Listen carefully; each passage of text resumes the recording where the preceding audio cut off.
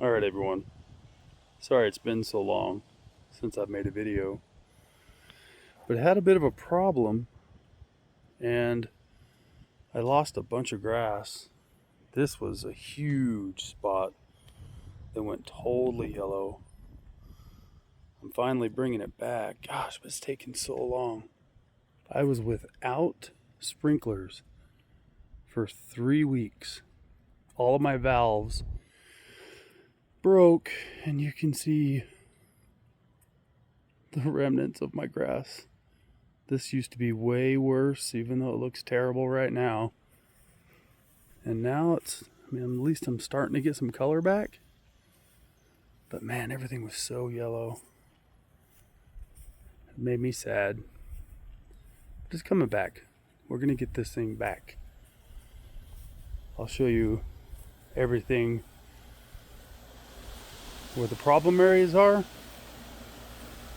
And these were really bad over here.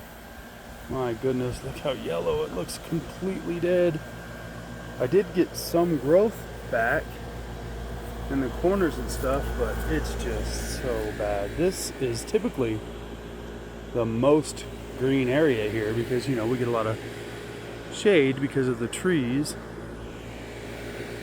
and it seems to flourish over here. But my goodness, look at that huge dead spot there, dead spot there. I lost my entire grass line against the wall. It was never that healthy there anyway, so it's not like I had something to brag about there. But you can see here, oh man, this was the worst and is the worst of the whole thing. It is so bad here. This was almost white. It was so yellow. I think all of it looked about like that spot right there. That's what happens when you don't have water for 3 weeks.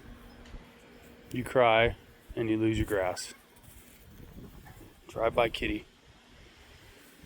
So, yeah, it's coming.